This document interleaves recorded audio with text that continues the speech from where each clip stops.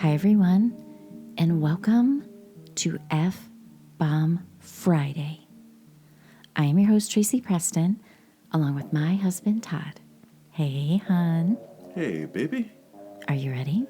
I am ready. Let's hit it.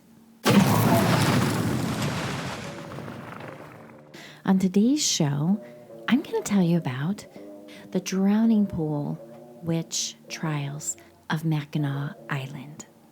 Witch trials began in Europe in the early 15th century and lasted until the 18th century.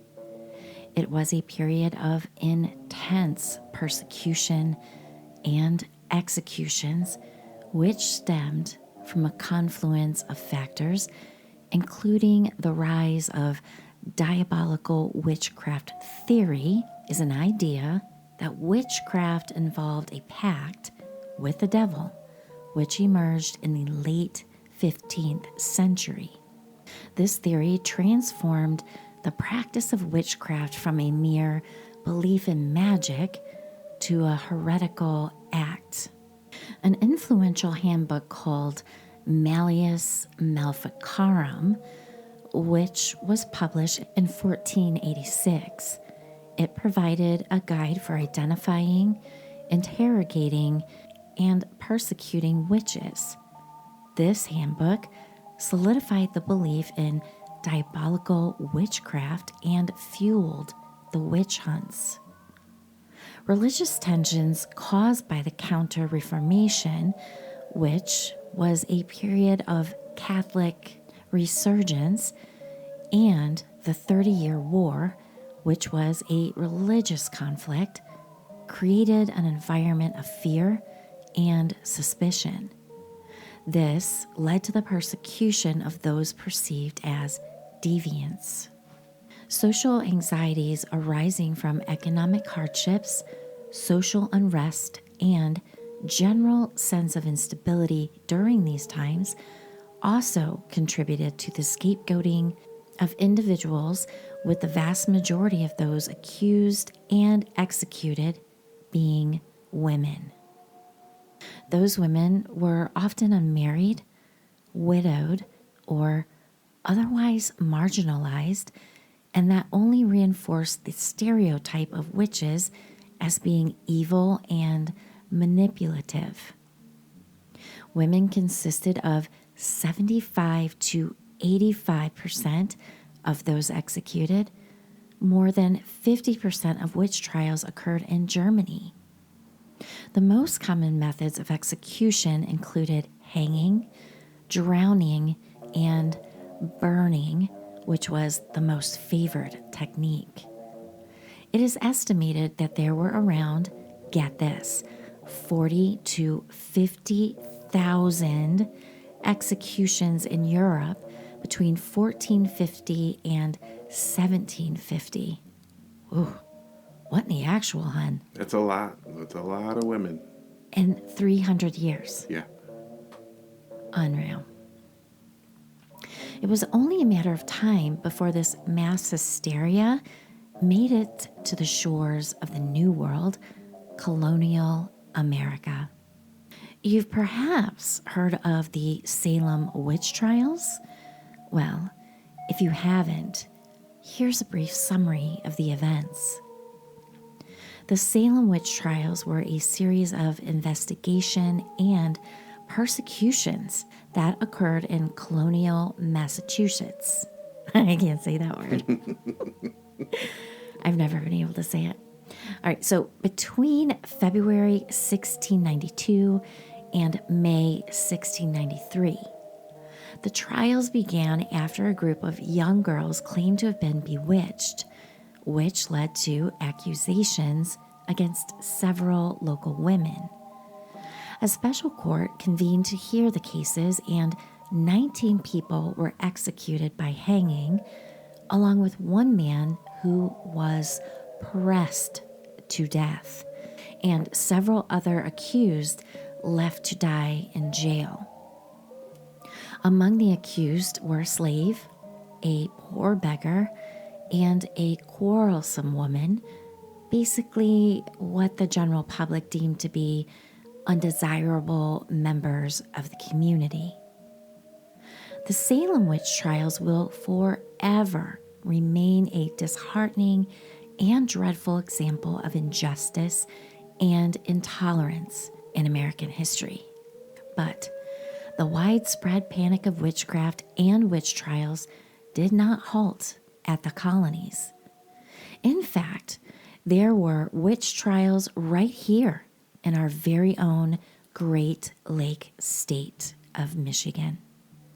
Not only that, but the witch trials happened at what is now one of Michigan's most picturesque and popular tourist destinations, Mackinac Island.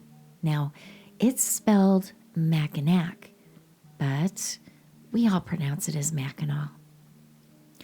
Mackinac Island is a small, almost 4 square mile island located in Lake Huron between Michigan's upper and lower peninsula.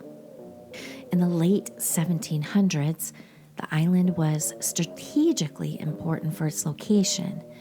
It was under British control and played a crucial role during the American Revolutionary War, serving as a base for British attacks.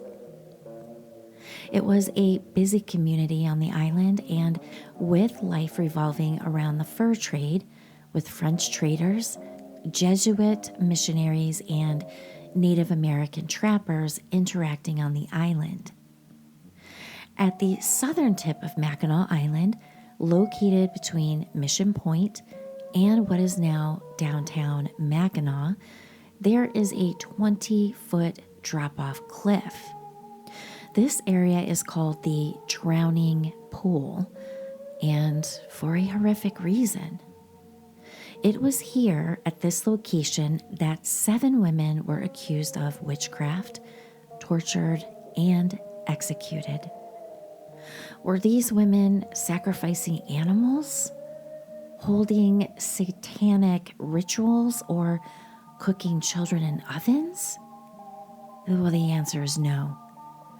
These women were prostitutes that worked in the brothels that sprang up on the island in the late 1700s. They were accused of witchcraft because they enticed supposedly unsuspecting, innocent, God-fearing men to their houses of wickedness and sinful pleasures. Some of the women were placed in a seat fastened to the end of a sturdy pole. The women were then dunked into the water in a seesaw-like manner. This was done over and over and deeper into the water until the women admitted to being a witch. Sadly, some of the women chose drowning rather than admitting they were witches. Others, who could not endure the torture of being dunked in the water any longer, confessed they practiced witchcraft. They were spared from being drowned, but then the women were hung to death. Other accused women had their feet tied to a heavy rock and then thrown into the pool. If they managed to float to the surface, they were witches and were hung. Those that sank to the bottom were considered innocent, but they drowned. Certainly a lose-lose situation. It is believed that this so-named drowning pool is haunted by the souls of these unfortunate, innocent victims of the ignorant and pious townfolk. Dark shapes of their spirits have been said to have been witnessed in the deep waters of the pool. Others report seeing shadows coming out of the water silently and leaving no ripples on the surface. Other witnesses claim to have seen large splashes in the water that were too big to have been made by fish. A truly tragic tale. Eventually, and thankfully, witch trials faded away by the end of the 1800s. But there's one more occurrence in Michigan we'd like to share with you. The last witch trial happened in Kalamazoo, Michigan in 1929. Eugene and Pearl Burgess invited their neighbor Etta Fairchild, who was a 75-year-old widow, over for dinner. The unsuspecting widow was unaware that the couple planned to end her life that night when she accepted their invite. Pearl Burgess claimed that the widow Fairchild was a witch that cast an evil spell on their family that caused several to pass away in the previous 2 years. The Burgess family ambushed the elderly woman at the dinner table. According to a Detroit Free Press article published in July of 1929, quote, "They clubbed her to death with a pipe and hammer, which crushed her skull, shattered both arms, and broke 9 ribs. They rolled her up in a rug and dumped her in the backyard cistern, thinking they had rid the neighborhood of a terrible witch who could cast spells on people." Well, no, hun. That right there is called first-degree murder. Yeah, I wanted to dig more into that to see if I could find if this couple, the Burgesses, if they actually got sentenced. I'm sure that they did. It's crazy to me that happened as late as 1929. Yeah, I agree. I mean, that other shit ended in the 1800s. Exactly. And these people were losing their shit. Right. Maybe they killed their family members. So over 200 years after the Salem witch trials, this happened. That's bonkers. Insane. What also is insane that I've never heard of the drowning pool witch trials of Mackinac Island, ever. I've never heard of it either. I stumbled across the story and I was like, that is so strange that is not more common knowledge. Agreed. And all I can think about is being at the Grand Hotel. Yeah. And that very large pool right there. Oh, yeah. I don't know why, but that's what pops into my brain. Oh, yeah. And there's even more creepy stuff about Mackinac Island, too. Do tell. Well, one of the things I came across was where the Grand Hotel is. It's built on a Native American burial ground. Do you think they moved the bodies? Nope. Nope. Do you want to know what I'm thinking now? Poltergeist. Yes. I have never swam in that pool at the Grand Hotel, and now I absolutely never will. Right. That's creepy. Creepy. By far, one of the creepiest scenes in the movie was the pool scene in Poltergeist. That's for sure. Oh, I agree. Mm-hmm. Everything else, well, yeah, I think that takes the cake. But I'm going to say number 2, the number 2 spot, goes to one of the videographers when he got up in the middle of the night and he grabbed that steak. Yeah. And then that was full of maggots, and then he was ripping his face off in the bathroom mirror. Right. Yeah. That's number 2. That's number 2. That's pretty creepy. Wait, but what about number 3? Number 3? Well, let's think about this. Where's the clown fall in line? Oh, the clown under the bed. Yeah. Well, here's the good thing about that scene. Now that I grew up and saw Scary Movie 3 and saw that clown scene, it calmed me down. Gotcha. You know, a spoof on a movie, a scary movie, can really iron out some wrinkles for you. Exactly. We should probably get back to the witch trials. Sure. We rabbit holed real quick on that one. So I just find it very intriguing that religious men will perform such horrific acts on women. Exactly. And the fact that people so freely just discarded people that they didn't like for one reason or another or didn't agree with, they just decided, hey, we're going to kill these people. They don't fit in. Yeah. It's bullshit. It is bullshit. So Hitler wasn't the first. Hitler was not the first. By far. By far. I mean, this is horrible. Right. And I'm not comparing that by any means. Yep. Because what that fucker did was unfathomable. Right. But it's the same concept, extinction of a certain... Now, these are women that they're claiming to be witches. Like, what proof did they have? Well, it couldn't have possibly been a man's fault for anything.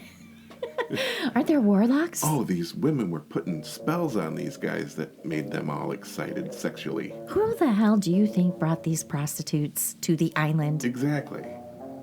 The men. Right. Because they're horny all the times. All the time. They want to party all the time. See? So. They had wives. Probably. Right? So it's like, we got to kill these women. Yeah. It was witchcraft. We would have never thought to have done that. Right. Never. Oh, these guys are coming home too late after soldiering. Were there wives on the island? They were there. The soldiers were there with their kids and their families and their wives, and it was a community. There was fur traders there. There was Frenchmen. There was Native Americans. So there was a lot of hustle and bustle. I would say, given the numbers that I saw, there was at least 600 people on the island at any given moment, within a 4-mile range too. So it's not a huge island.